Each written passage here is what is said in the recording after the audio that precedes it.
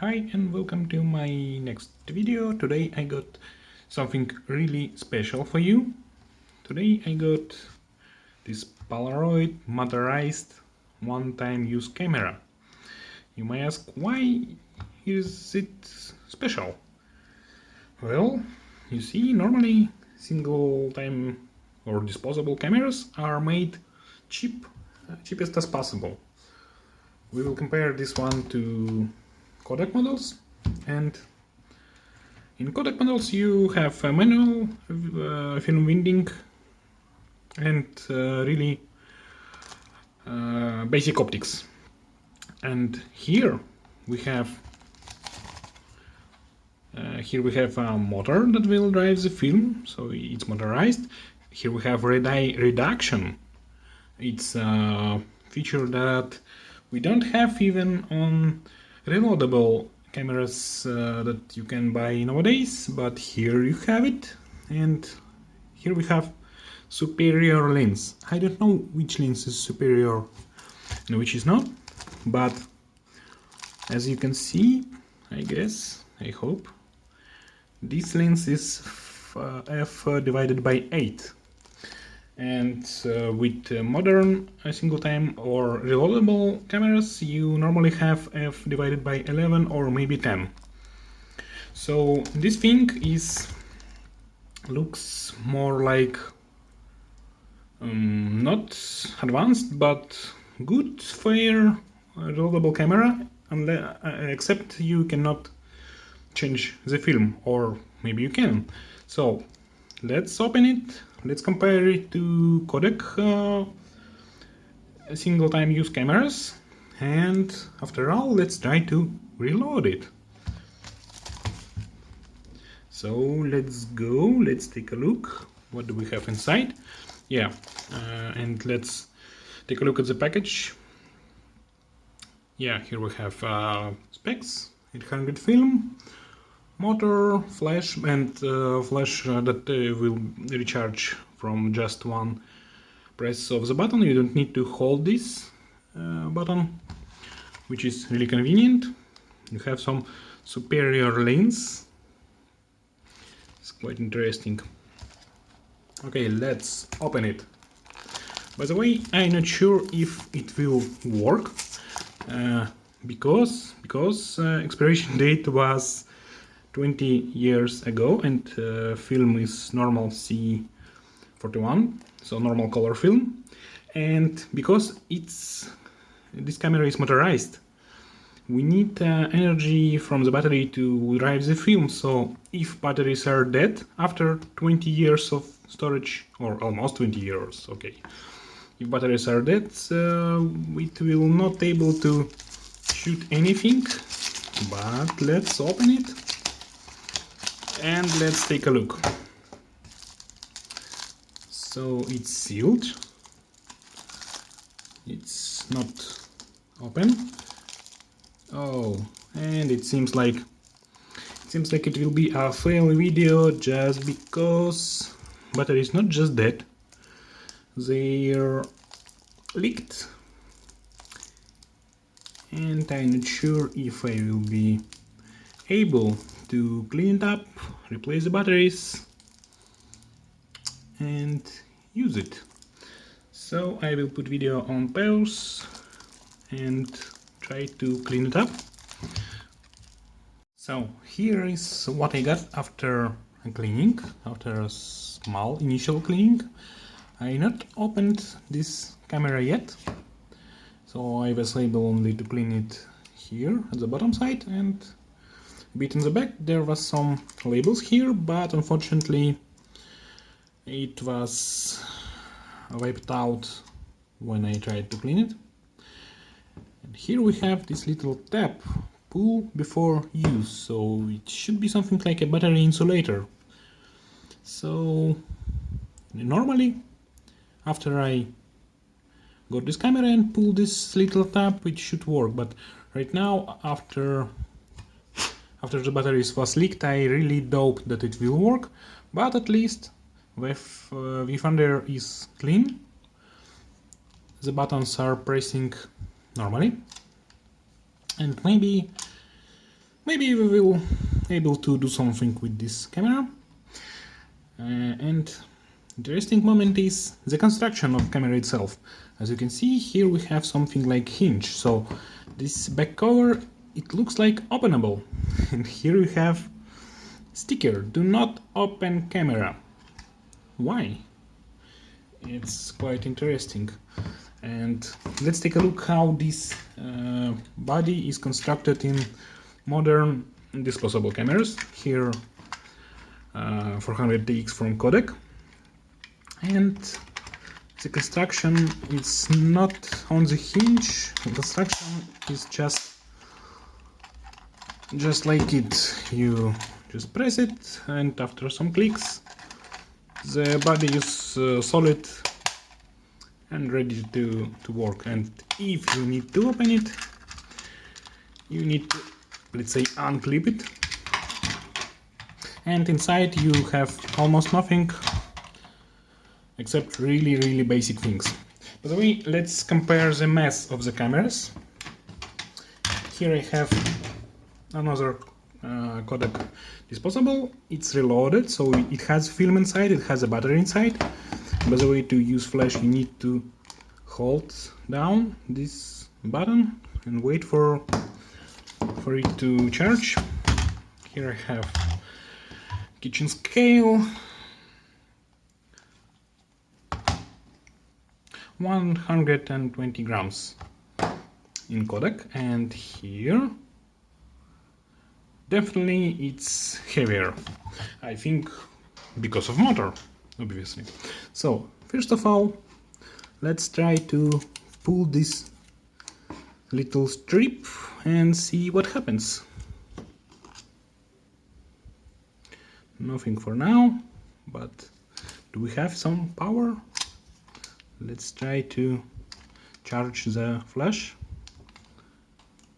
Here we have a ready indicator,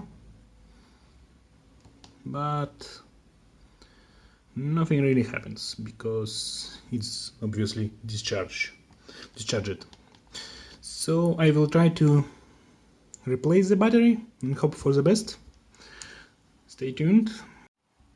And here we go. I was able to open the battery compartment. Here we have some battery. Obviously it's dead for a long time. And here we have the compartment itself, and and the good news are it looks pretty clean. Here we have some motor inside. Yeah, probably that will be better. And it's almost intact. We have some corrosion inside, but not much. And I hope that the film compartment itself is intact.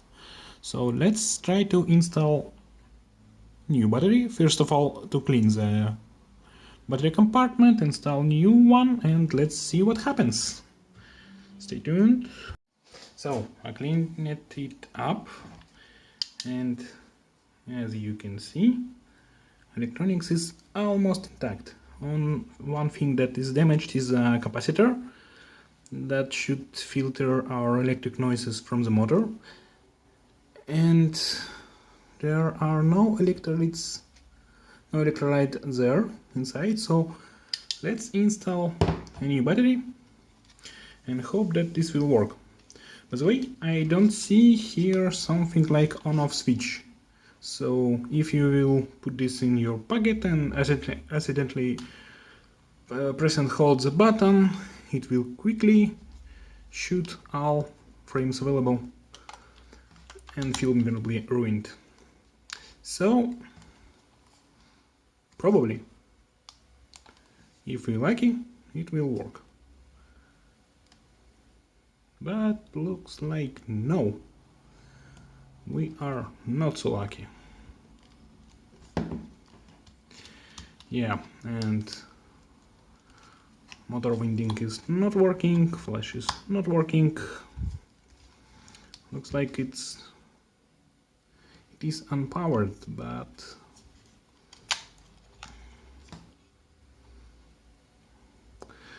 I don't see any other problems here. Maybe I should try to reverse it. It's a bad idea probably, but anyway it's not working. Oh, I don't know if you hear that, but yeah, flash is charged. And you have this red eye reduction function, but I'm not sure if it can do something. So let's try to shoot one frame and see if it will rewind or not. And nothing happens. Looks like it's kind of stuck.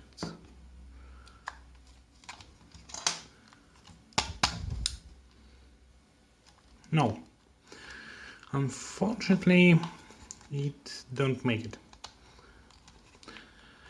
So we need to disassemble it further. Maybe there are no contact somewhere inside and part of the board is not powered. So I will try to open the back cover. By the way, you can't just normally open it. It has a screw here. I will try to do this in a dark room to save the film, because normally in cameras like this you have take-up spool and you have a film chamber, and when you reload it you wind all film on the take-up spool and you have empty film cartridge, and when you shoot something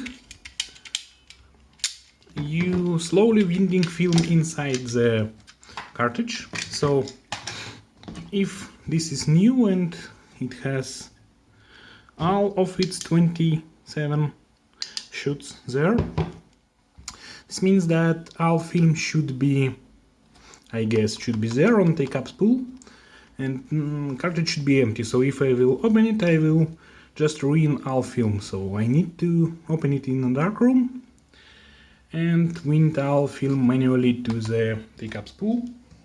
After that, maybe I will be able to use this film in another camera, and maybe I will be able to fix and reload this. Okay, let's try to open and fix it.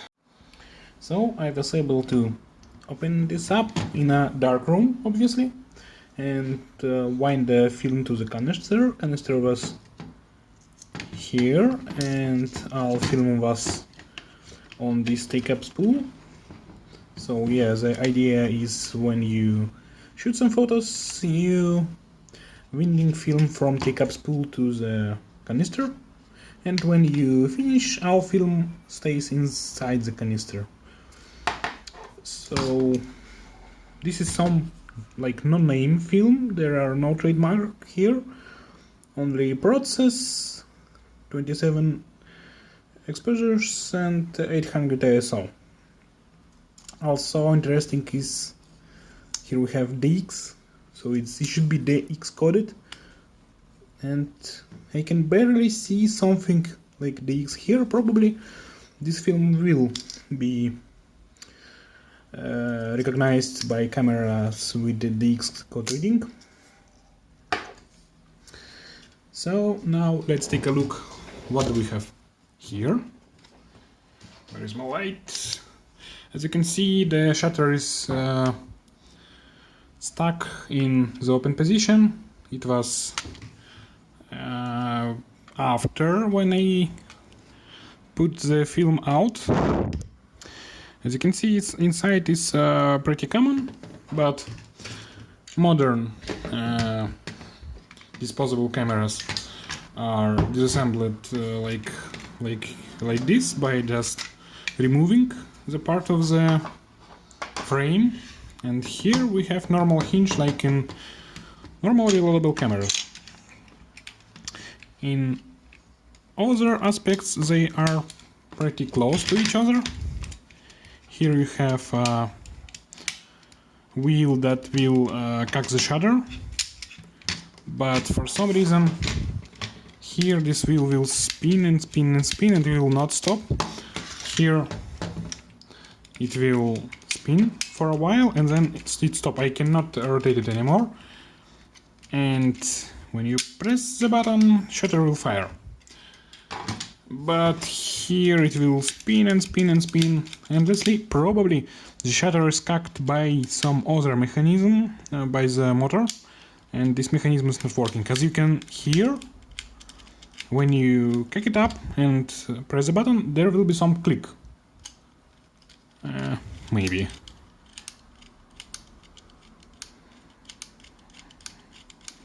No more clicks. What is the interesting and not so good here?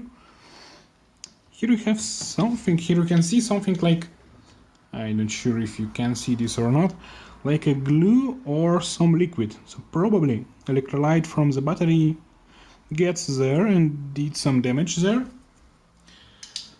So let's try to open this part, take this apart, and let's see if we can fix it.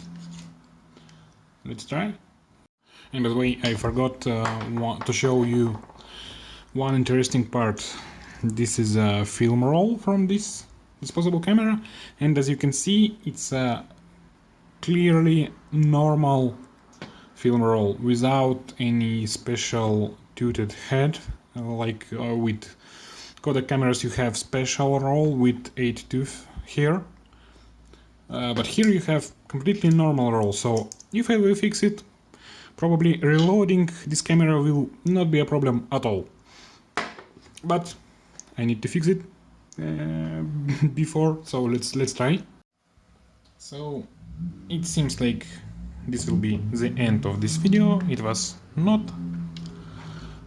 what I expected and not was I planned, but here we are. Here is the top of the shutter assembly, the optics, and as you can see here, we have traces of electrolyte. It was there and it was dry, so it did some damage here, and now it's dried, so it's not a liquid anymore. And the shutter itself is in some fog and some mist and some white substance. It moves, but it moves not too easy, so because of that it was like stacking in open position, because this tiny spring was not able to move it back. So here is the shutter, and as you can see here we have also white substance here, so this electrolyte was there, unfortunately.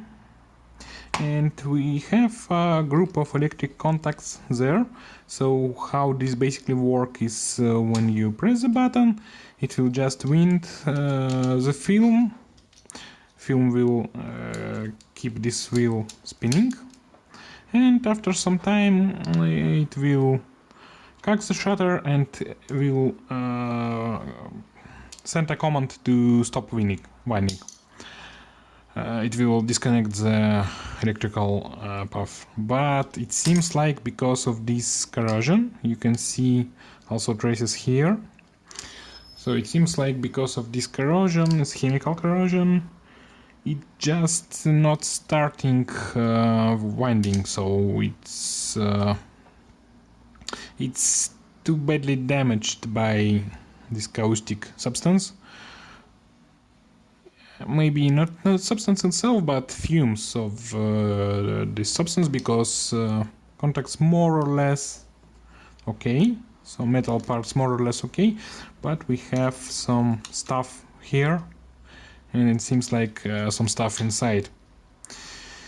So it seems like We can reload this camera in theory, but this one is damaged beyond repair. And by the way, interesting moment is when you put a new film here, you will cover this back. Here we had this part, and when you will spin this to wind film to the receiving spool, let me show you. You will spin this, and I hope you can see that the spool moves accordingly. This film will crank this wheel, and this wheel will move the counter. So you don't need to set the counter to actual number of frames, you just wind film when it's reloaded, and it will reset the counter. And the counter has a limit, so I thought that maybe I can load 36 frames here, but no. As you can see, it's not spinning anymore. And why this is important? Because when it will spin back to the end, it has also limits, so you will not able to wind and shoot next frame.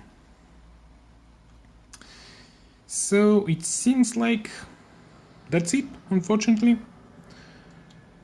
We will not able to test this camera and see what it can do, but we will able to test this film inside, obviously, another camera.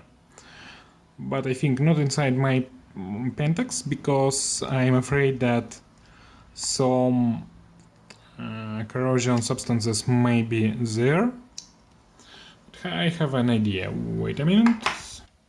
I have almost the same camera.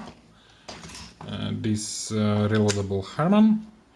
It has slightly worse optics, at least in theory. In practice, for me, they are quite the same. It has a slightly worse optics, but in other aspects, it is almost the same. So let's try this film in this Harman camera and see what happens. Let's load it.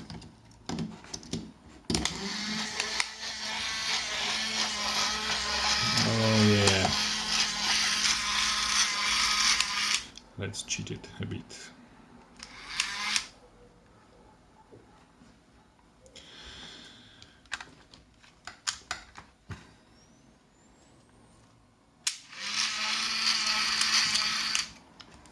Let's load it.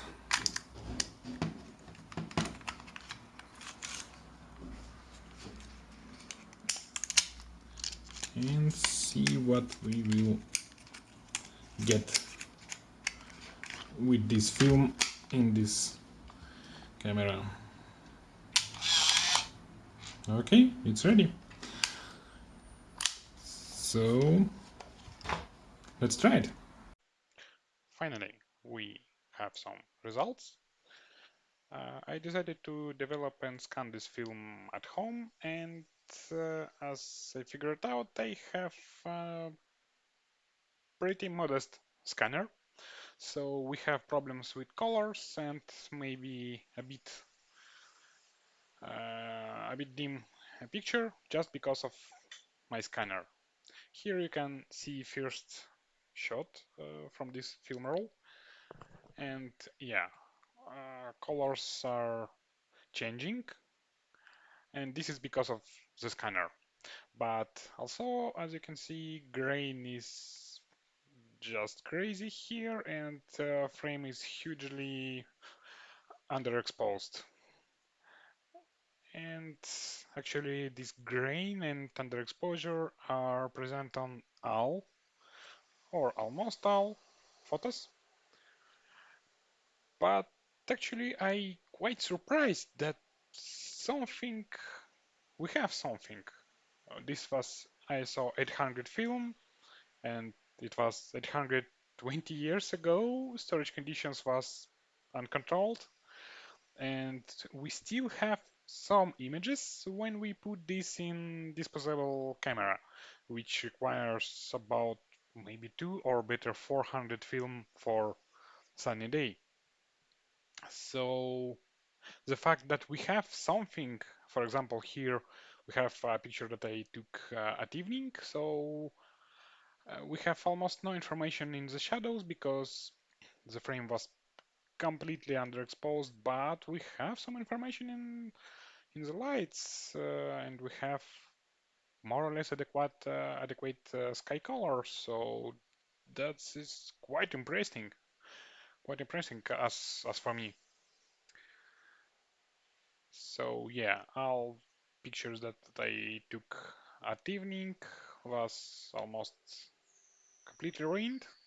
And as you can see, there is almost no focus. Almost everything is blurred, and this is because of the focus-free camera. And by the way, I think I have I made a mistake when I said that this camera will more or less equal that we should get with the Polaroid, but we'll return to this later.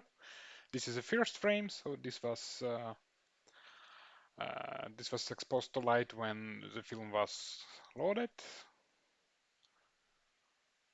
And yeah, as you can see, almost anything is hugely underexposed. So we have grain everywhere, but colors are distinguishable. And we have some picture.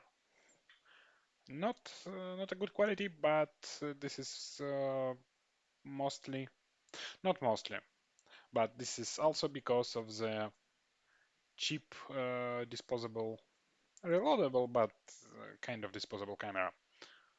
So the optics was not quite good,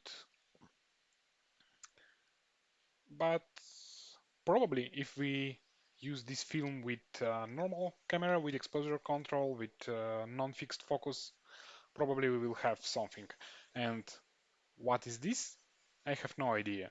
So probably there was some damage in the film because some frames are quite damaged. So and negatives looks a bit damaged. Here we have some color drift because of my scanner, but this part is visible also on the negatives. So some pieces of film was like corroded. I don't know. Maybe this is because the battery was leaked and this is just some chemical damage to the emulsion. I don't know. And here we have almost black and white, so it's again something with the film itself.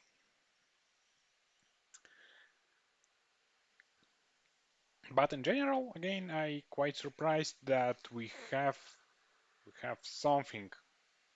Yeah, it's not perfect, but for 20 years old film with point and shoot camera without exposure control, with fixed aperture f by 11, uh, it's quite good. And here, this is what I mean by damage of the film. The part of emulsion is missing, and I believe this, what we have here, what we can see here, is layers of emulsion.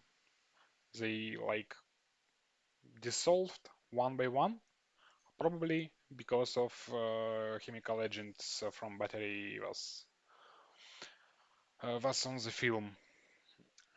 Again, no information in shadows at all, but at the in the lights, more or less good as for me. It's quite surprising that we have at least something. So that's it actually. This is what we have with this film, 20 years. Yeah, that's it. With 20 years old film in the modern disposable point and shoot camera. And let me show you why do I think that I was wrong, a bit wrong with this with the idea that this point and shoot should give us more or less the same picture like original Polaroid. Wait a moment. And here is why I think I was wrong when I thought that this camera should be almost the same like this one.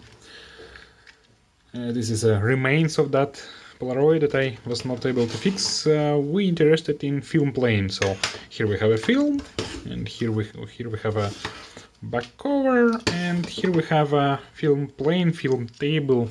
It holds film against this frame. So here we have back cover from the Polaroid, and here we have Harman. And as you can see, here we have a curved backplane, and here we have also this curvature. This is because the optics here is so primitive that it renders a bit curved picture, and with this workaround developers try to minimize this effect. Obviously this is not perfect solution because some aberrations are still there. And what do we have here? Here we have flat surface. And here we also have flat or almost flat. As I see, it's a flat.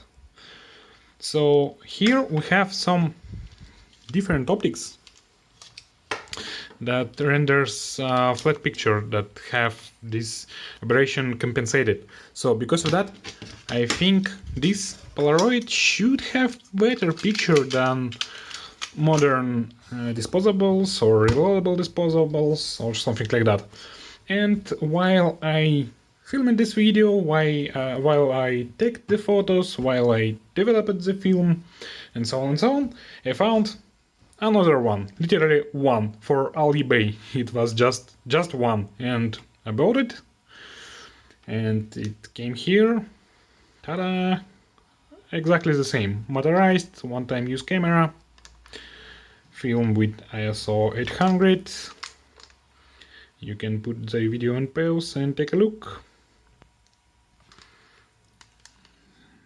And the same expiration date. So probably this one have a better luck, and the battery is not ready to work, but at least it not ruining the unit. Let's open and see.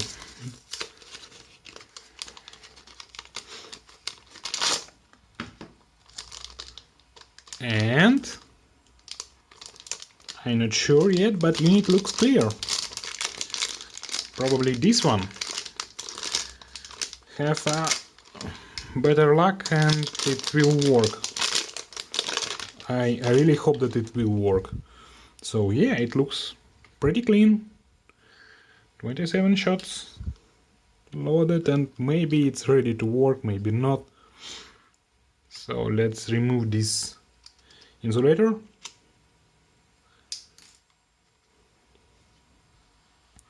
And try to charge the flash. If it will charge, this means that the camera is ready to work. If not, we need to replace a battery. And probably it will not alive, it will not work, so give me a moment, I will try to replace the battery. One moment please. Okay, here we have the unit is opened, and this time I will not repeat my previous mistake. I will film the polarity of the battery, so minus is to the right. Let's remove it.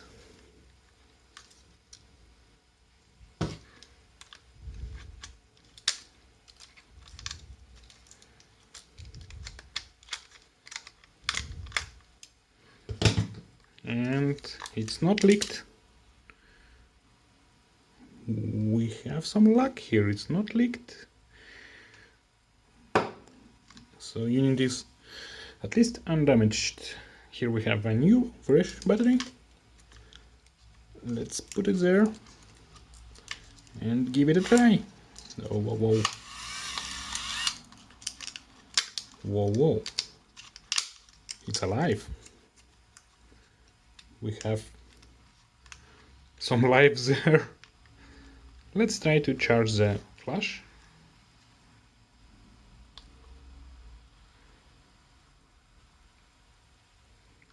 Nothing happens for now. Oh, yeah, it's working. So we got this really strange unit working, and it seems like we have the same red eye reduction function. It's just glowing red, and you should see this, and I don't know what should happen, but this should work with red eye. So let's try again. Let's try to make some photos on this one and see what happens. By the way, as far as I can see, there is no lock, no lock mechanism, no mechanism for shoot it down while you carrying this. So it seems like I need to be really careful to not accidentally press the shutter button. And I'm not sure if it was visible or not, but this indicator is shifted to 27 now, so I guess it's ready to work. Let's do one shot and just see what happens. The flash is not glowing anymore, but I think it will fire if I will press this right now. Let's see. Yeah. So it's working. Let's take some photos and see what happens. One moment for you, and maybe a couple of weeks or 1 week, maybe a couple of weeks for me. Let's go. Finally, photographing is finished. These indicators show not empty actually. It's showing like one frame before, or half of one frame before and half of empty, but the shutter is not working anymore, so the film is finished. Let's try to develop and see what do we have there. Back then, when Polaroid offered these cameras, the idea was when you finish shooting, you return this to Film Lab, so you should not open it by yourself, and they will forward the camera to Polaroid to refurbish, and you got your photos. But right now Polaroid not offers them anymore, so I will not return this to the lab. Let's open it and develop film at home. By the way, developing at home is maybe not the best available option, but because I have the chemistry here and I have some scanner, let's try.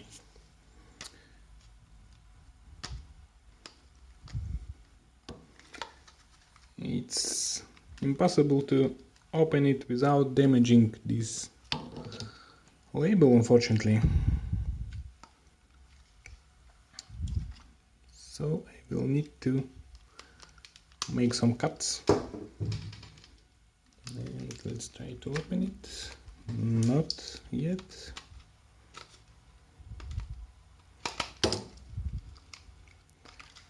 The cuts are not deep enough yet.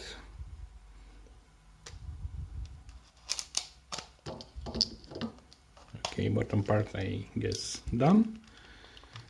Upper part is not yet done.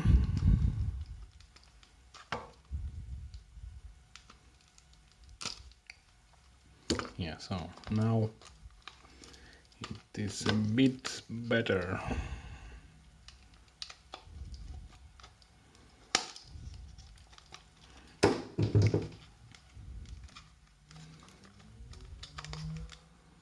It seems like we have some screw there. Let me check with the another Polaroid. One moment. Here I have some parts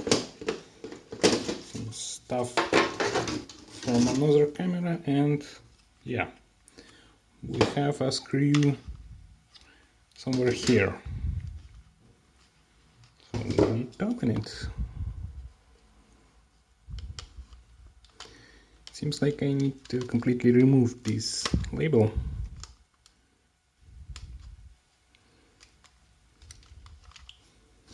To make it feasible to open. Or maybe not. I just need to find, yeah, I found this screw. So one moment please. So I'm really curious if we will reassemble this camera without that screw to make it more convenient to reload. Will it ruin the shoots just because there will be some light leaks or no? So here we have the film, and the good news is we have a leader outside the film, so it will be much easier to load it into the processing tank. And let's leave the camera alone for a while. Maybe in next video I will try to reload it, maybe not, maybe no. Let's see what results we will have here. So let's develop this, scan, and see what do we have here. Here we have the photos. I developed the film, and I tried to develop it a bit longer than normally because previous film was looked heavily underdeveloped. So this one developed a bit longer, but it also seems maybe underdeveloped, maybe somehow it seems super dark. And when I first put this film out of the tank, I got a feeling that there is nothing on the film. Maybe something goes wrong in the development process, or I don't know, but the film was completely dark, and only when I shine some light through it, I can see something.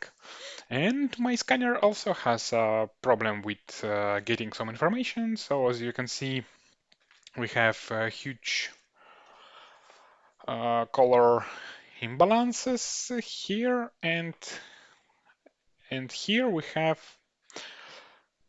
empty space because the frames from the Polaroid motorized camera, disposable motorized camera, are a bit shorter than they should be, or maybe they're a bit unaligned with the holes, with the perforations of the film. And when I try to load this into the scanner, I have problems with aligning the frames with the scanning window.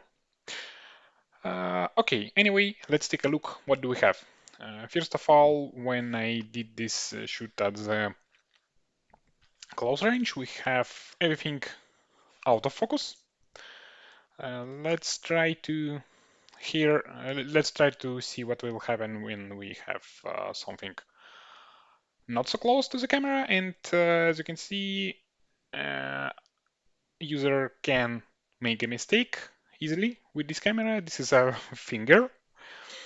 As the same issue like with the other disposables available today. And here we have again empty space because the frames are not aligned with the perforations, unfortunately. So even if this camera is a great, and if we will able to reload it, this problem will stay anyway. All of the photos are made in the bright sunny day, but as you can see here, we have lots of noise, and we have really low details. Here we have some landscape shoots, and because of the noise, it's hard to tell if something is in focus or not. So what about the optics quality? Just too much noise, and almost nothing is visible. But as you as I can say from the first look, the things appear to be quite crisp, quite focused in comparison with normal disposables available today, even with this amount of noise. So it's not that bad. It's not that bad for the disposable. Unfortunately, after 20 years, the film, and this was 800 ISO film, so it's sensitive. It's more sensitive to prolonged storage, to harsh storage conditions, and this film is degraded a lot. But we write in the comments, what do you think? What do you think the ISO of this film became per today? So it was 820 years ago. What do you think we have today? Please write in the comments. And here I got some shadows and nothing actually, almost no information on the film, only noise, unfortunately. This was evening, but again, it's a direct sun. Yes, it's evening sun, but here you can see the border between sun and shadows, and it was quite bright, but we have again lots of noise here. But the distant objects, the windows, appear to be quite crisp, quite focused. Again, in comparison with disposables we have today. Again, the evening photos. This is direct sunlight, but unfortunately the film is really unsensitive, unresponsive, maybe. This is again direct sunlight, bright sunny day, and you can see here we have sky. When it comes to deep blue color, in the film we have almost nothing. We have something like more like black, and this building is almost white. So colors are twisted and changed in really interested manner. This is because the negatives are quite dim, and my scanner trying its best, but lots of noise and lots of aberrations, let's say. But again, as you can see here, the border between windows and the building itself, it's quite focused. So I bet if we will put fresh film in this camera, we can get quite decent, quite good results. By the way, it's quite interesting pattern. I'm not sure if this comes from my scanner or this is a grain. Or maybe it's some form of noise from the scanner. I'm not sure. So again, bright sunny day, but really bad quality because of low sensitivity of the film. No details in shadows, or almost no details in shadows, and and changed colors. So it's strange, interesting vibes of really outdated film, but in practice this is just unusable. And here is an interesting moment because this building is quite far, but we have this is out of focus. I don't know why. I have no idea actually. Maybe it's some artifacts from the scanner, but with a film like that, we cannot tell this with any degree of certainty. Bright sunny day, but no information in the shadows at all, and barely some information in the highlights. So if you have a film like that, I quite not recommend you to shoot it in disposable camera or in the camera that you cannot where you cannot control aperture and exposure time, because you will get something like this. You have some photos, but they have quite low quality. But the optics itself looks quite good in comparison to modern disposables. Unfortunately, these unaligned frames will stay there, and at least you need some scanner that uh, not so sensitive to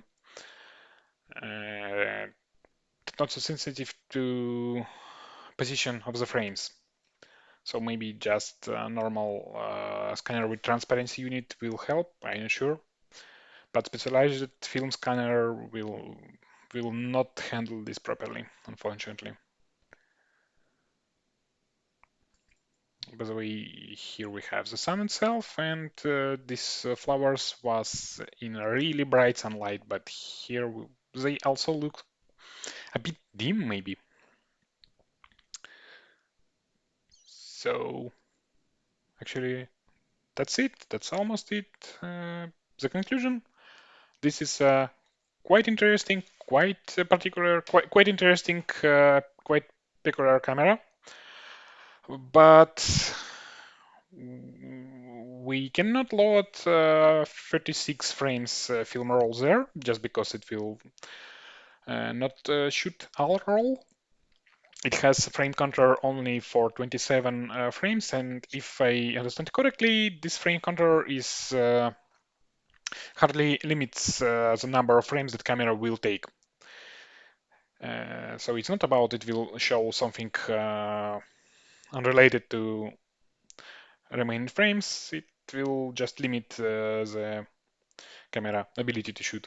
And with film that was there, with the 20-year-old film, unfortunately, it's almost unusable. But yeah, this is a quite interesting disposable camera. It has good optics. It has promising, let's say, optics. Please write in the comment if you're interested in this theme, if you want me to try to reload this camera. Maybe I will able to do this, maybe not. But if you're interested in experimenting with, if you're interested in keep experimenting with this camera, trying new film there, please let me know in the comments. And thank you for watching. Have a nice day. Bye.